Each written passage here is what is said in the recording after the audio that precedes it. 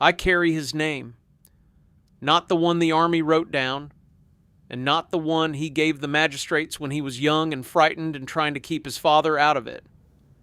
I carry the name underneath all of those, the one the court finally settled on when it decided who he really was. He goes into the record of London in the autumn of 1769 as a single doubled phrase, Robert Henry, otherwise Horton.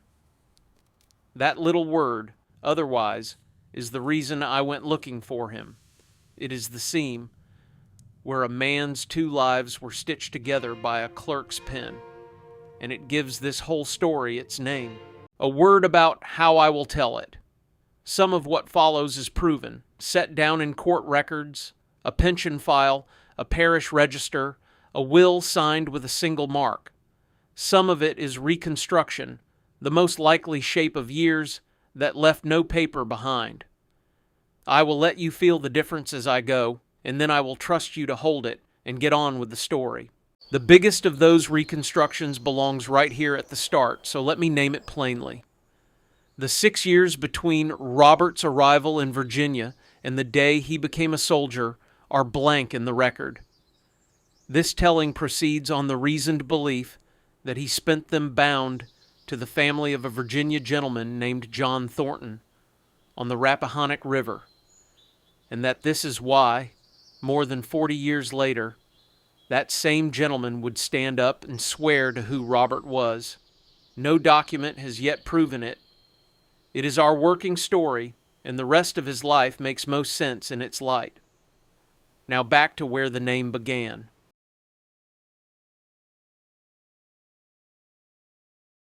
London, in the middle of the 18th century, was a loud, close, coal-smelling city, a generation before the gas lamps and the railways and the version of London that lives in our imaginations now. This was an older town, of narrow brick frontages and trade signs and crowded streets, where livestock were still driven to market through the heart of the city, and the church bells washed over everything. It was a city that ran on skilled hands. Robert's father was one of those hands. Drayton Horton was a watchmaker of Blackfriars, born in 1718 and baptized in the spring of 1719. Watchmaking was a literate, exacting, respectable trade, the work of a man who could read a drawing and keep accounts and hold a tiny mechanism steady under a glass. It placed the family a clear step above the laboring poor. Robert's mother was Anne Emery of Westminster, born in September of 1716. A household like that did not expect to lose a son to the gallows or the convict ships. This matters because it means that what happened to Robert was not the ordinary fate of the destitute. It was a fall. A watchmaker's boy had somewhere to fall from. The family name was never quite fixed, even before Robert was born. His father appears in the London registers as Horton and also as Houghton. His grandfather Thomas was set down in one register, almost comically, as Horton Houghton, the clerk hedging his bets in a single line. For at least 2 generations, London scribes had been unable to decide how to spell this family. Keep that in mind. The slipperiness of the name is not something that happened to Robert. It was waiting for him, and here is a quiet puzzle the record never solves. The son of a literate craftsman, raised around the precise and bookish trade of watches, never learned to write his own name.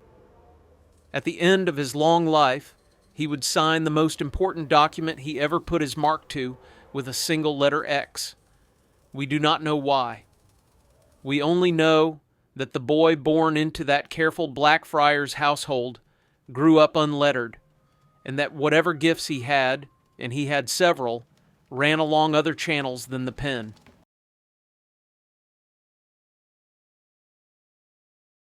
Robert Horton was born on November 27, 1751, in Cow Lane, on the Smithfield edge of London, son of Drayton and Anne.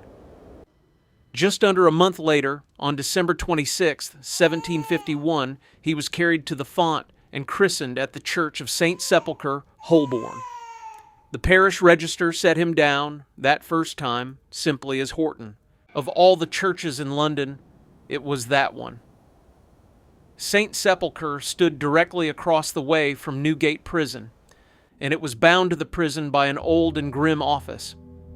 Its great bell tolled for the condemned. By tradition, a handbell was carried through an underground passage and rung outside the cells the night before an execution, a last summons to repentance. The church of Robert's baptism was the church of the gallows. A short walk from that font stood the sessions house of the Old Bailey, where London tried its felons. The infant christened at St. Sepulchre in the winter of 1751 would, 18 years later, stand in the dock of that court. The geography of his beginning and the geography of his ruin were the same few streets. He was, in the most literal sense, born within the sound of the bell that would one day be tolling near him. We know almost nothing of the years between. A tradesman's son in working London would have grown up in close streets, among a mixed and sharp-elbowed crowd, adequately fed, but not richly, schooled in the life of the city long before he was schooled in anything else. We can picture the boy, but we cannot document him. For most of his childhood, the record simply lets him disappear into the crowd of London children, and we have to let him.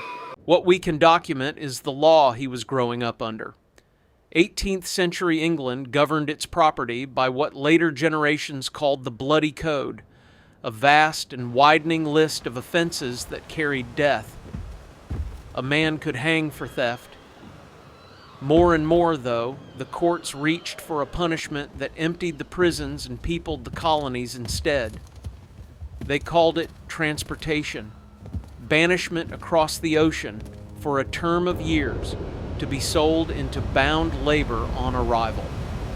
That was the machine waiting at the end of the street for any London boy who took the wrong turn. Robert was about to take it.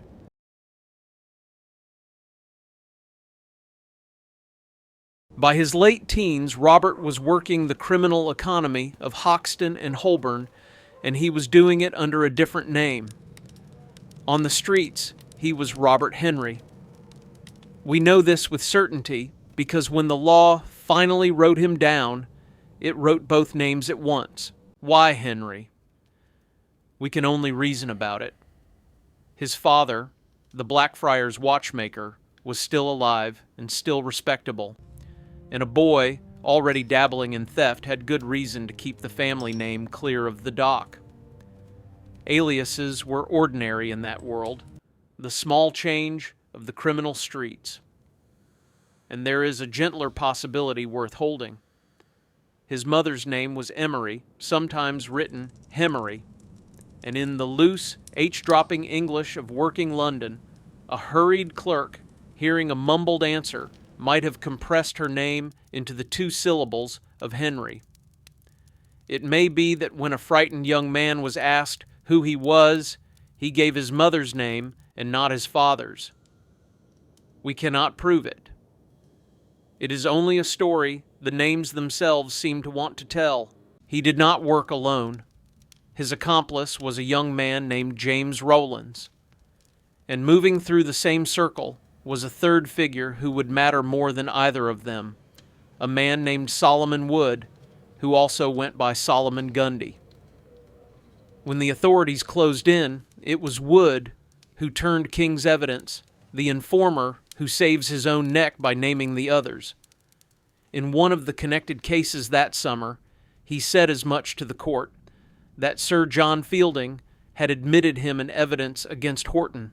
In the world of the doubled name, even the man who betrayed Robert carried one of his own. The court styled him Solomon Gundy, otherwise Solomon Wood. The otherwise was the common currency of those streets. The theft that brought Robert down was a burglary on the 21st of July, 1769, at the house of a man named Jonathan Saunderson in Prince's Street near Barbican. Saunderson's wife took in washing, and the night's haul was laundry, clean linen, and stockings hung to dry. The court read the charge into the record under the joined names of the two young men, James Rowlands and Robert Henry, otherwise Horton, were indicted for stealing 4 linen shirts, value 8 shillings, 2 neckcloths, a pair of silk stockings, a pair of thread stockings, 2 pair of worsted stockings, 2 silk handkerchiefs, a linen gown, a linen apron, and 2 linen towels, the property of Jonathan Saunderson, July 21st. There it is, the whole of the crime. Not treasure. Shirts and stockings off a washing horse. He was a teenager who broke a window and stole the wash. There had been a witness. A whipmaker named Richard Hoxton was coming down the street in the early morning and saw 3 figures at a post across from Saunderson's door. He knew 2 of them by sight, and he told the court what he had seen. Rowlands and Horton stood there, and another stood at the corner of the stationer's shop. I know the prisoners by sight, by passing by my master's door. I passed them and heard one say, "Go it." I turned about and saw Rowlands go down into the area. He chucked up 2 bundles to Horton, then they all 3 went away. 2 words from a stranger on a London morning, and the case was made. Robert's defense, the record tells us, was simply the same as his accomplices, that they had stumbled on the bundles and not stolen them. The jury did not believe it. The verdict, set down in the court's brisk shorthand, was 2 letters and a mark, both guilty. The T was for transportation. He was convicted on September 6, 1769. He was 17 years old. The sentence was 7 years of banishment across the Atlantic. And when the court drew up its final list of the 48 souls it was sending away that session, his doubled name was set down among them between a Thomas Law and an Elizabeth Ireland, exactly as it had been from the start. One name on a list of 48. That is what the law made of him. But the strongest evidence points to a young man who was about to become very hard to kill, because the next part of the sentence killed a great many of the people on that list.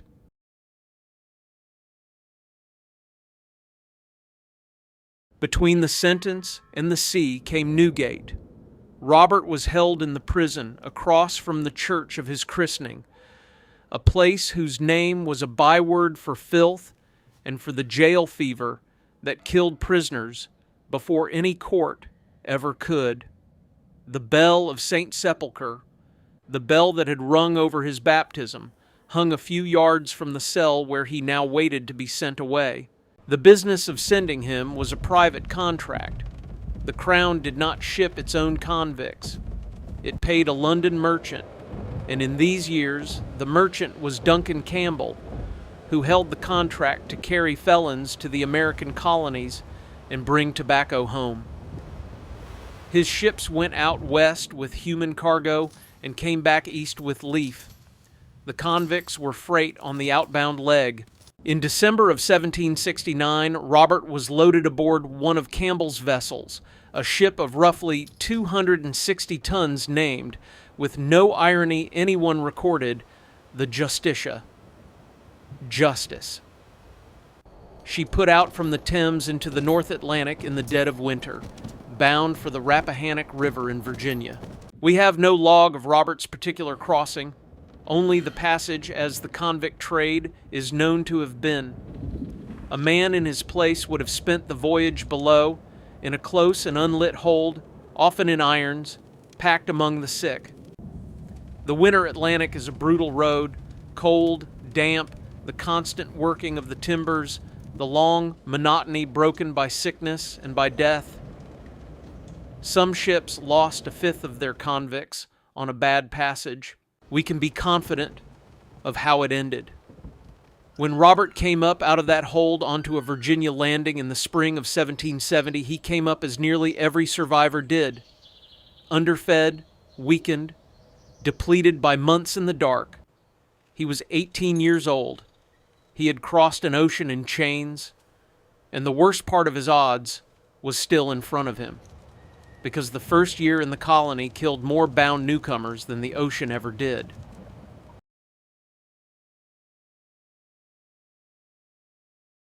The Justitia reached the Rappahannock in the spring of 1770. Virginia was tobacco country, a colony built on bound labor, and a shipload of convicts was a shipload of workers to be sold. Robert came ashore not as a passenger, but as merchandise. We can picture the scene at the landing, because the convict trade is well recorded, even where Robert himself is not. Buyers came down to the riverside to look the new servants over. The men would have been stood up, examined, their soundness judged the way a buyer judges any tool he means to use hard. After a winter in the hold, a young man would not have shown well. But Robert was young, and he had survived, and survival was its own recommendation. Somewhere on that river, money changed hands, and Robert Horton became someone's bound servant for a term of years. And here the documents go quiet for 6 years. We do not have his bill of sale.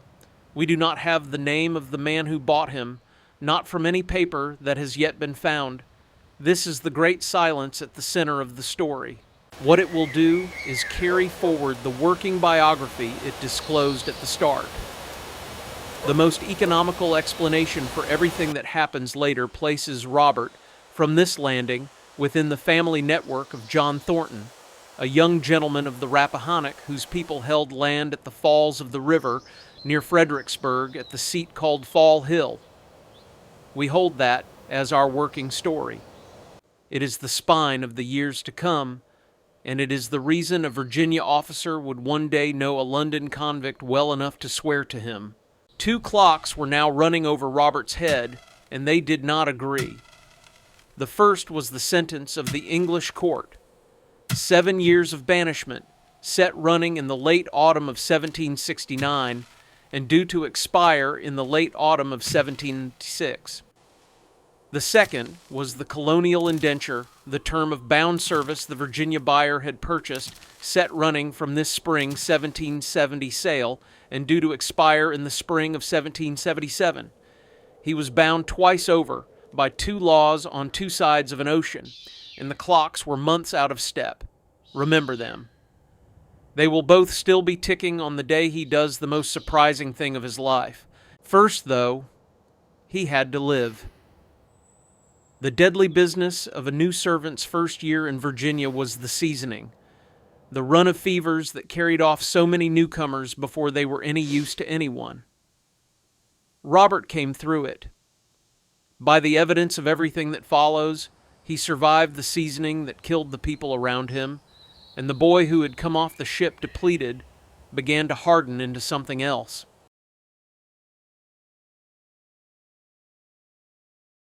Our working story carries Robert through these 6 years in 2 places. From 1770, he is at or near Fall Hill, the Thornton seat at the falls of the Rappahannock. Then, in 1774, John Thornton bought new land in the upper part of Culpeper County and established a plantation he called Thornton Hill, and the working biography moves Robert with him to that fresh ground from 1774 to 1776. Whatever exact roof he slept under, the labor is not in doubt.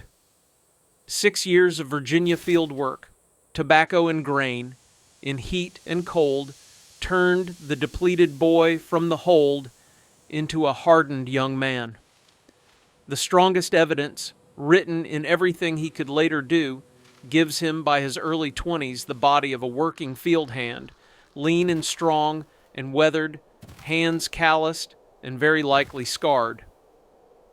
He went into Virginia a London tradesman's son. By 1776, he was something the London streets could never have made of him. And then the world cracked open. In the spring of 1775, the colonies and the Crown went to war, and Virginia began raising regiments for the Continental cause. In the Upper Piedmont, the man raising a company was John Thornton. On February 9th, 1776, Robert enlisted as a drummer in Captain John Thornton's rifle company of the 3rd Virginia Regiment of the Continental Line. We take that date from Thornton's own sworn word, given years afterward. The record carries 2 near neighbors to it, the 7th of February in Robert's own later account and the 12th in the company books, the ordinary small disagreements of old paperwork. The fact under them is solid. In the depth of that winter, a bound convict became a soldier of the Revolution. Consider what that meant against the 2 clocks still running over him. His English banishment had not yet expired. His Virginia indenture had not yet expired. By the strict letter of both laws, he was still bound twice on the day he stepped forward to serve. Exactly how that was reconciled, who released him or looked the other way, is one of the genuine open questions of his life. What is certain is that he was there, in the ranks, with a drum. A drummer was not the least of a company. He was its voice. Over the noise of a march or the chaos of a fight, orders did not travel by shouting. They traveled by the drum, a whole spoken language of beats that every man in the ranks had to know in his body. A drummer had to carry a heavy instrument over 20 miles of bad road, hold that vocabulary of calls in his head, and keep beating with the firing line just ahead of him. A man who had already survived the hold of a convict ship and 6 years of bound labor would have had exactly the nerve and the steadiness the work demanded. His own drum marked him out. To do his work, a drummer could not crouch or take cover. He had to stand full upright and in the open, where the whole company could see him and the drum could carry over the noise. The instrument was large, loud, and impossible to miss, and the man carrying it could not hide behind it. It made Robert visible. It also made him a deliberate target. In every scene of the war that follows, he is the conspicuous one, the man the enemy could pick out as easily as his own captain could. And there is one more astonishment in that small company, the kind of thing that sounds invented and is not. Serving as a lieutenant under Captain Thornton, in the very company where Robert beat the drum, was a young Virginian named James Monroe. The same James Monroe who would one day be the 5th President of the United States. A rifle company was an intimate body. The future president and the transported convict marched in the same ranks, answered the same calls, and knew each other by sight and name. We even have a stranger's word for the name they knew him by. In a later deposition about Thornton's wartime service, a man named Thomas Vaughn reached for the simplest way to place a face from those years, and he placed it like this: Colonel Thornton's drummer, Robert Horton, Robin. Not the alias, not the Army's odd spelling, but the warm, everyday name a community gives a man it likes. That is how the neighborhood remembered him, and the affection in it is its own kind of evidence.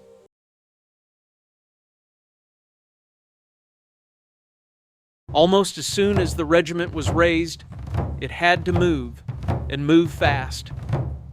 In the late summer of 1776, the 3rd Virginia marched north to join Washington's main army outside New York.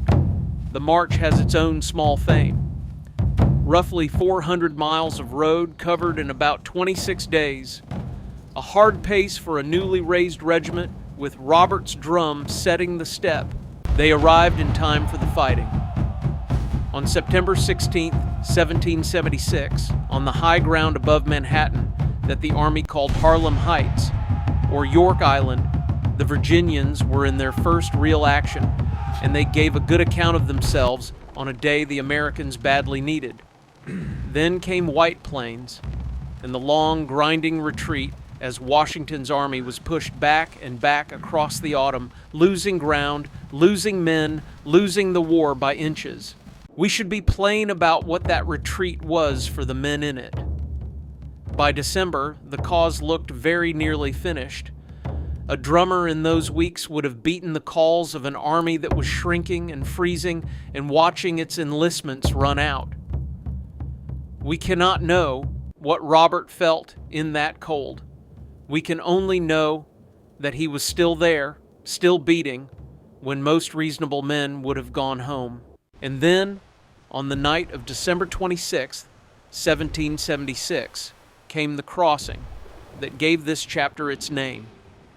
Washington took the army back over the ice-choked Delaware River in the dark and fell on the garrison at Trenton at dawn. It was a desperate gamble, and it worked. In the charge at Trenton, the young lieutenant from Robert's own company, James Monroe, was severely wounded, leading his men forward. The future president nearly died on that morning, a few yards from the drummer who had crossed the river with him.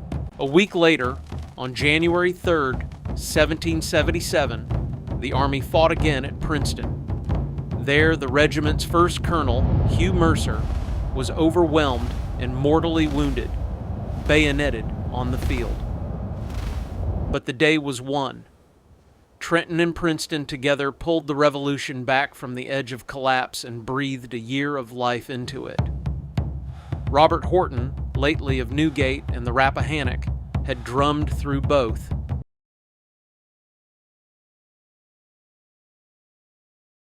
The next great trial came in the autumn of 1777, when a British army moved against the rebel capital at Philadelphia, and Washington turned to meet it along a Pennsylvania creek called the Brandywine. The battle was fought on September 11th, 1777. The British did to Washington that day what they had tried before, swinging a heavy column wide around the American flank. The blow fell near a Quaker meeting house called Birmingham, and it was there, at the meeting house and its wall, that the 3rd Virginia made its stand under the command of Thomas Marshall to buy the rest of the army the time it needed to form and to get away. The company Robert served in had a new captain by now. John Ashby had taken it that August, and at Brandywine he was wounded. He did not leave. He stayed on the field with his men through the stand at the wall. Picture the conditions. Black powder turned a battlefield into a fog of its own making. Smoke so thick that sight closed down to a few yards. Into that smoke, the drummer's calls were not atmosphere. They were the only orders that could still travel. A man in Robert's place would have been beating signals he could not see the result of, standing upright and in the open while the line held the wall, because a drummer could not crouch and still be heard. The drum that let his captain find him through the smoke let the enemy aim at him just as well. There is a hard irony in the ground itself. Birmingham was a meeting house of the Society of Friends, a people who worship in silence and refuse war on principle. The fiercest stand of Robert's war was made at the wall of a house built for peace. The Virginians held long enough. The army got away to fight again, and the smoke, when it cleared, lay over a churchyard.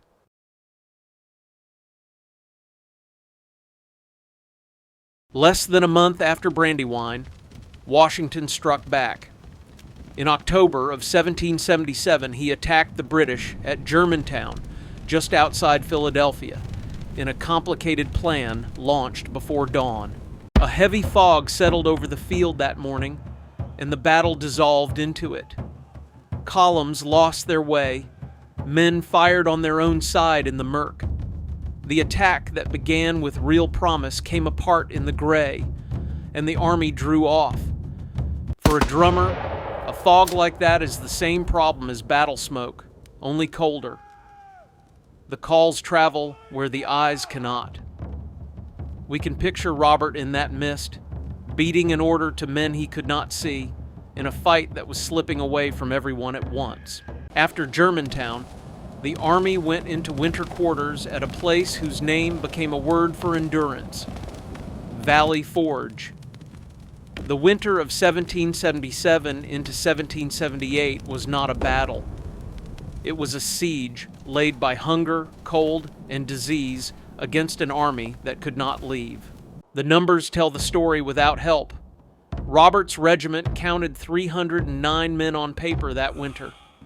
It could put only about 71 of them on their feet, fit for duty. The rest were down, with wounds, with typhus and dysentery and smallpox, or simply without the shoes and blankets and clothing a man needs to stand a winter in the open. By the end, the survivors were ragged, some of them barefoot in the snow, gray with privation. Robert, by now, was serving under a third captain, Valentine Peyton, promoted up from within the company to hold it together through the worst of it. Robert came through that winter as he had come through every winter before it. On February 2nd, 1778, his enlistment ended, and he was discharged from the Continental Army. His own account and Thornton's later affidavit place the discharge at Valley Forge itself. The company payroll points to York in Pennsylvania, most likely the place where the paperwork was processed rather than where the man was standing. Either way, the meaning is the same. After 2 years, the drummer laid down the war. Think of the arithmetic of it. He had enlisted while still legally bound by 2 unexpired sentences, the English banishment and the Virginia indenture. He had marched 400 miles, fought from New York to Pennsylvania, and endured Valley Forge. And he walked away from it a free man, his terms run out under the cover of the war he had spent fighting. Almost nothing about the shape of Robert Horton's life was ordinary, this least of all.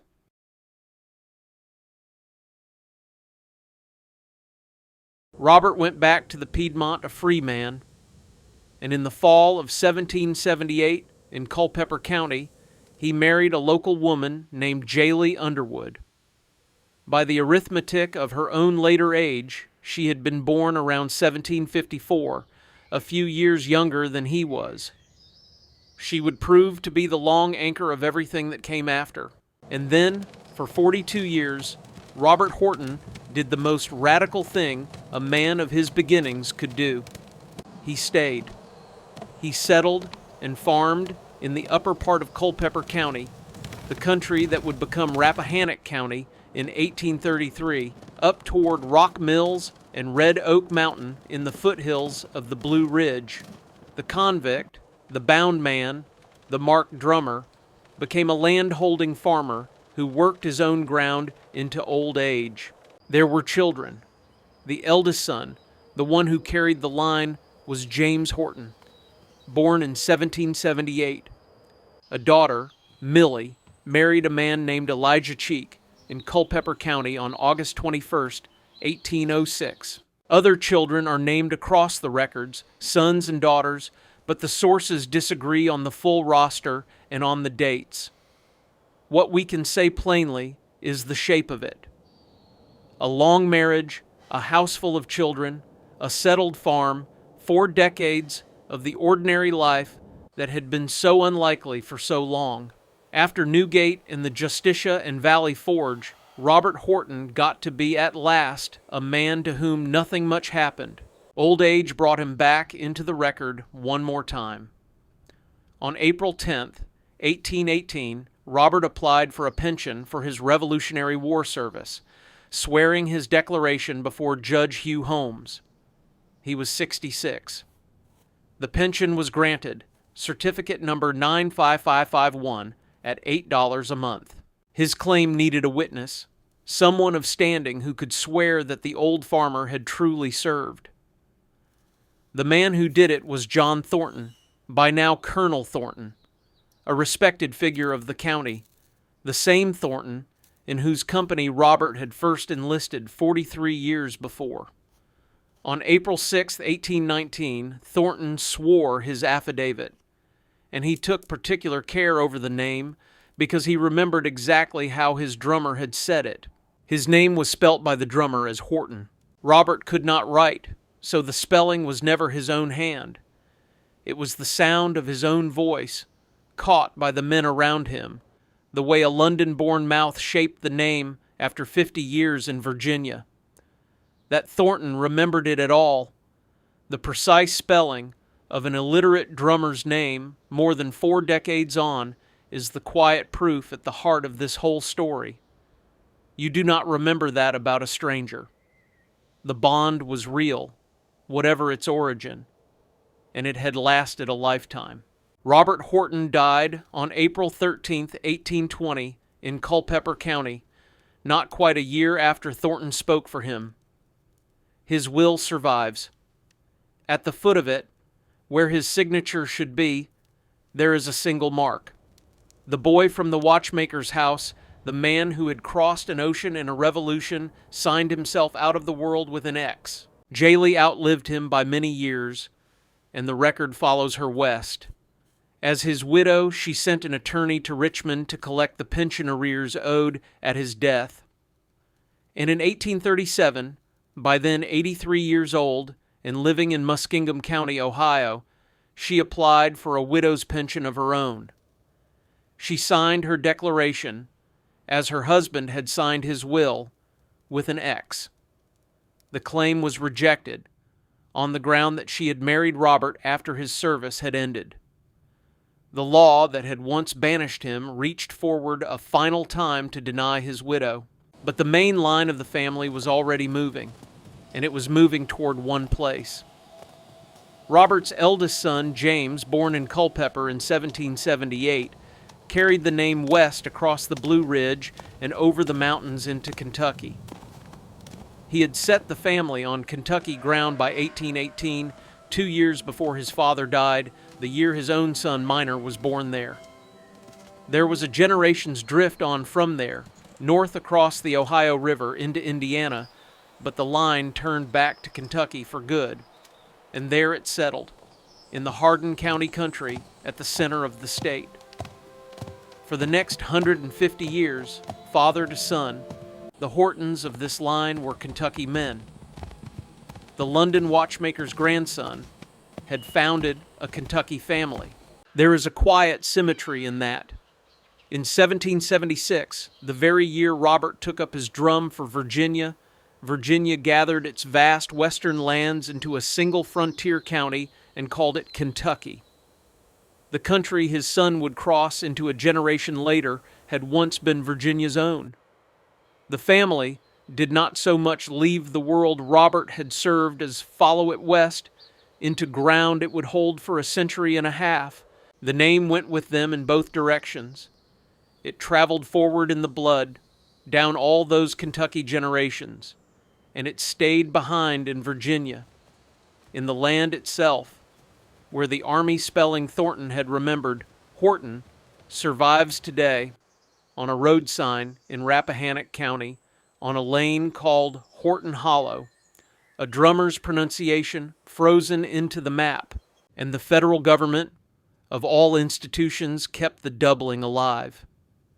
For more than a century, every time the old pension file was opened, the clerks wrote him the same way, joining his two names with the same bridging word the Old Bailey had used at the very beginning.